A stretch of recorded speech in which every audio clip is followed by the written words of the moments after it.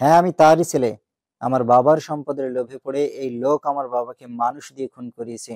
শুধু তাই নয়, আমার বাবাকে মারার পর যখন আমার মায়ের জন্য আমার বাবার সম্পত্তি নিজের নামে করতে পারছিল না, তখন আমার মাকে লোক সমাজের সামনে নষ্ট মেয়ে বলে ছেড়ে দেয়। আর লোক সমাজ এই লোকের কথায় সেসব বিশ্বাস করে আমার মাকে পাথর নিক্ষেপ করে মারে। আকাশের মুখে এসব কথা শুনে সবাই হাঁ করে তাকিয়ে আছে আকাশের দিকে। বিশেষ করে অবনী, সে তো যেন আকাশের কথাগুলো নিজের কানকেই বিশ্বাস করাতে পারছে না। স্যার, এই ছেলে সব মিথ্যা বলছে। সবকিছু আমার নামে বানিয়ে বানিয়ে বলছে, যাতে করে আমার উপর সব দোষ চাপিয়ে দিতে পারে। স্যার, কে সত্যি আর কে মিথ্যা সেটার প্রমাণ দিচ্ছি। গার্ডকে ফোন করলাম, যে অবনীদের বাসায় আমার কথায় কাজ নিয়েছিল। রফিক ভাই, তোমাকে যার কথা বলেছিলাম, তুমি তাকে নিয়ে একটু আমার বাসায় জলদি আসো। 30 মিনিটের মধ্যে রফিক সেই মানুষটাকে নিয়ে আমার বাসায় হাজির। সেই মানুষটাকে দেখে সবাই হ্যাঁ ভূত দেখার মতন চমকে গেছে। অবনী আর তার বাবার তো হুঁশ উড়ে গেছে। মানুষটার কেউ না, অবনীর মা।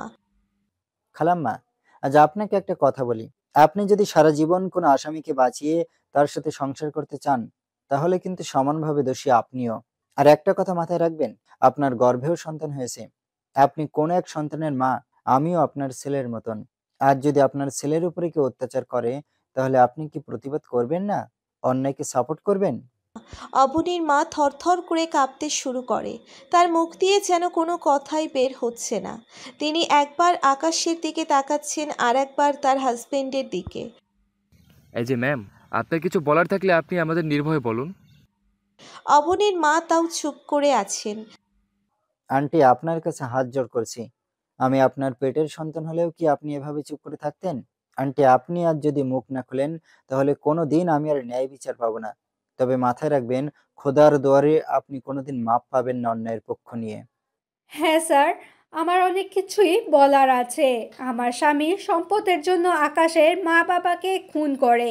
শুধু খুন না, নির্যাতন করে মারে তাদের। আমি এতদিন কাউকে কিছু বলতে পারিনি, কারণ স্বামীর মন খুশি করতে পারলে জান্নাত মিলে। আমি তাই চুপ ছিলাম, কিন্তু আজ আকাশ আমায় সেই খোদার নাম দিয়ে কিছু বলেছে। আজ যদি আমি মুখ না খুলি, তাহলে দুনিয়ার সবচাইতে নিকৃষ্টতর ব্যক্তিটার আমি হব। আর এই নিকৃষ্টতার জন্য খোদা আমায় কোনোটাও মাফ করবে না। অবনীর মায়ের জবানবন্দি শুনে উপস্থিত যারা ছিল তাদের সবার চোখ যেন কপালে উঠে গেছে। বিশেষ করে অবনী আর তার বাবার। সেনাবাহিনী অবনীর বাবাকে সাথে সাথে গ্রেফতার করে। একটা সময় অবনী চুপ ছিল। আনিসুজ্জামান সাহেব, আপনাকে গ্রেফতার করা হলো। স্যার, একটু ওয়েট। মানুষটাকে আমার কিছু কথা বলার আছে। এই যে মিস্টার আনিসুজ্জামান, আজ আপনাকে কিছু কথা বলতে খুব ইচ্ছে করছে। এতদিন আমাদেরকে অসৎ উপার্জনের টাকা পয়সা দিয়ে লালন পালন করার জন্য খোদা আপনার বিচার করুক, আর আপনার মতন জঘন্য পিতার ঘরে কোনো মেয়ের সন্তান না জন্মাক। ছি! আপনি আমার বাবা, এটা ভাবতে আমার ঘৃণা হচ্ছে। স্যার, এই জঘন্য লোকটাকে আপনারা আমার চোখের সামনে থেকে নিয়ে যান।